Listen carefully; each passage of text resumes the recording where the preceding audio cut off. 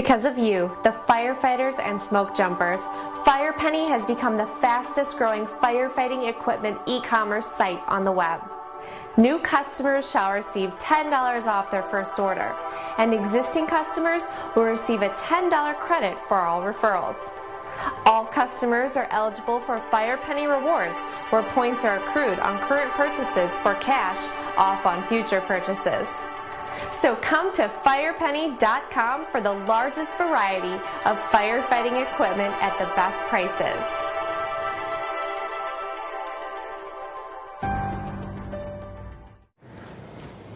Hello and welcome to a brand new episode of the fireprime.com news radio podcast. I am Brian Moak and I am joined with my very lovely co-host. And I'm Caitlyn McCabe, and we're bringing you this week's most interesting and popular user-submitted firefighting news at www.fireprime.com. Buy any fireworks for 4th of July? Happy 4th of July. I never do. Thank you. Happy 4th to you. We kind of have a little patriotic thing going here. I tried that. Yeah, I went over to the store, spent $50 worth of fireworks. Oh, did you? Just sparklers, snaps, all that kind of stuff. And the fireworks were maybe just bigger or something because I was smaller, but like the sparklers now are awful. The morning glories are just terrible. I've always been afraid of like burning my hand with those. They're like blowtorches. They're pretty bad. An open lit flame. Anyway, don't buy fireworks.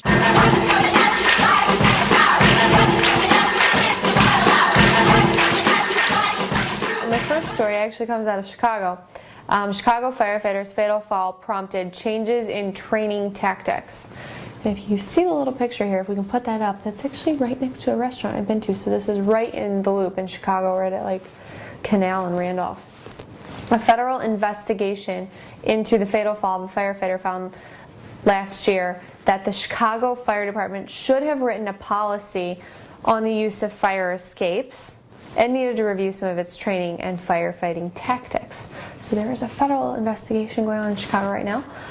The department has said that as of this morning, like actually today, the major recommendations from this investigation, particularly fire escapes and heavy equipment that were being addressed, were implemented within days of the tragic loss of the firefighter in Chicago, and that they put out a bulletin saying those issues were going to be brought up for the firefighters. So just kind of looking into fire escapes and some tactics. They got to work on some things. He was carrying a lot of weight, and those fire, if the fire escape can't handle, the firefighter comes pulling out of that mortar in the side of the building. It's not good. Yeah. Better check into it. Is that the exact location where it happened? Was it there, or is that just a random photo? No, that's exactly where it happened. Okay, yeah, that fire escape looks jankety. What's that restaurant you're talking about? Blackbird. It's right there on Randolph. My first story brings us to Harrisburg, Pennsylvania, where firefighters are being, in quotes, forced to retire.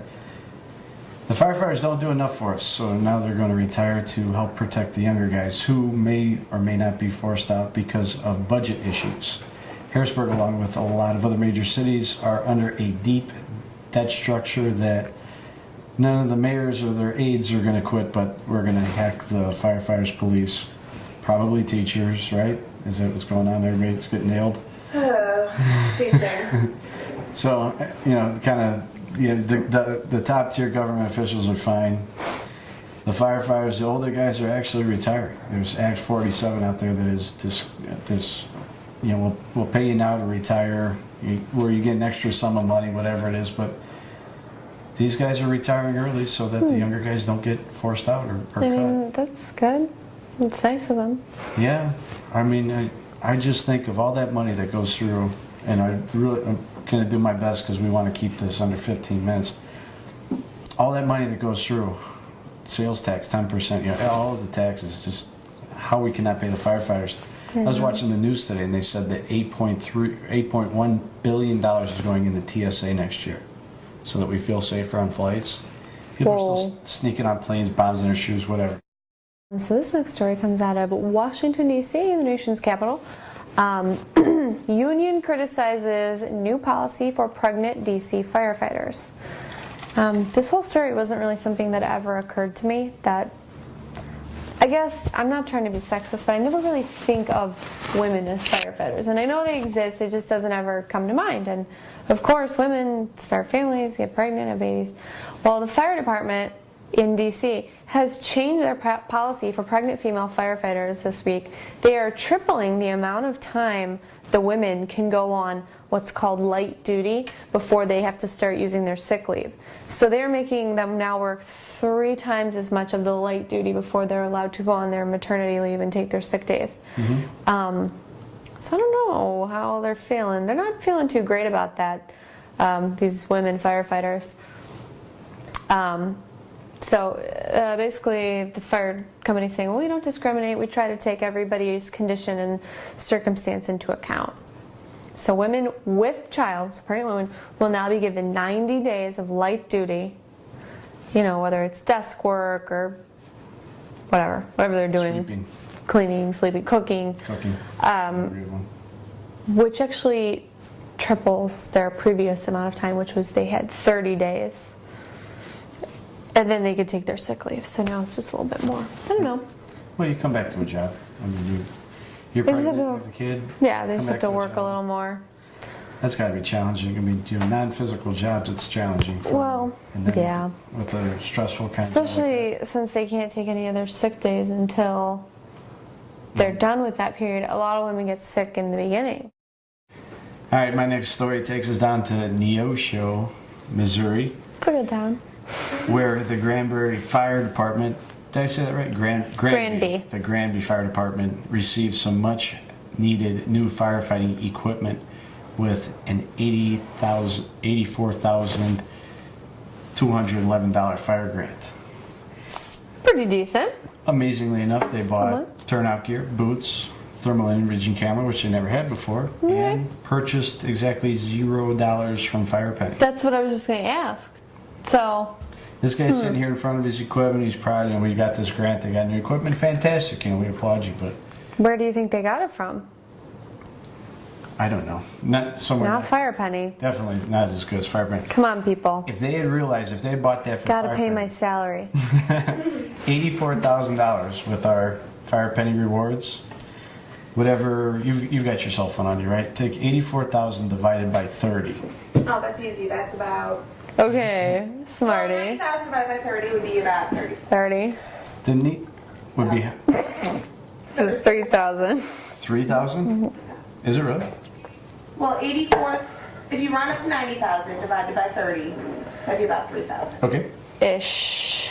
They would have had roughly $3,000 to spend on a future purchase because of Firepenny rewards. Gotta love Firepenny rewards. Well, the neat part of this story Yes. is that a $110,000 fire grant that was written back in 2009 was declined.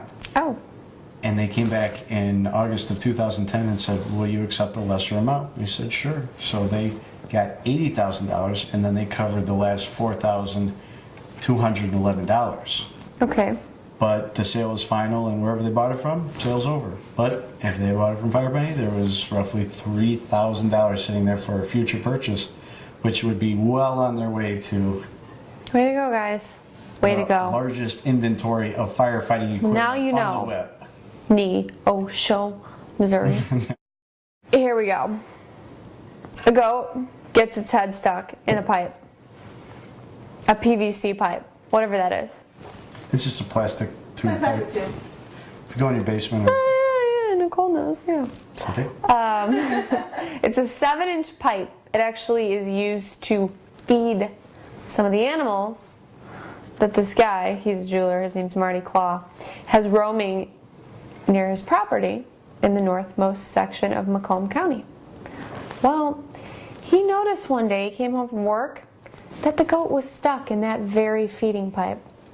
And he felt terrible. I mean, he literally was like teary-eyed, it says. I'm teary-eyed about this story. He was afraid the goat was going to die. So he did what every normal, law-abiding citizen would do. Shoot him? He called the fire department. And they came. Okay. And the fire department was superb, Mr. Claw said. They got the goat out. beware the fireworks you buy in tents. You should let the professionals handle the fireworks displays. Over in Phoenix, a law has been changed that you can now buy legal and illegal fireworks. Weird part is if you cross state lines, you go to Indiana, you buy fireworks. But you can't hear. We know. Well, We're a more sane state than Indiana. Well, you can't blow up. You can't blow up fireworks. You can only buy them. You can't use them. Oh. And it doesn't really make a lot of sense in Indiana. It's not really making a lot of sense in Phoenix. But one of the interesting things that the Phoenix Fire Department has done is they took a plastic glove and stuck fire hot dogs inside of the fingers to simulate what a firework would do to your hand. Ew. They didn't eat the fireworks afterwards, but I guess it blew. So they blew it up, blew it to blew, shreds. Yeah, they blew up the fingers, and then they did other simulations with sparklers. And Do you feel like it's more insane to allow legal fireworks sales in a dry, hot state like Arizona that possibly has wildfires? they had a lot of wildfires. It's insane. Like, why would you blow up fireworks in a place where it could just spread? It's so dry there. I don't know. It's probably a good idea. It's, Just saying. everybody seems to think they've got a lot of safety, and they blow up fingers. But I know that the fire departments don't really want you blowing up fireworks, but at the same time, this is their busy season, and this is how they qualify for newer, better, gooder equipment. So Did you just say gooder? Yeah, he did. I would say gooder, more gooder equipment. Excuse me. All right. Well, really quickly, I'd like to remind you to please visit us on YouTube, as well as iTunes, as well as our website.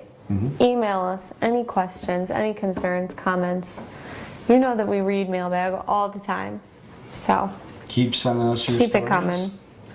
And like Caitlyn said, email us, knuckleheads. We'll be back in exactly 167 and a half hours with a brand new episode. And we'll see you then. Happy 4th of July. Thank you.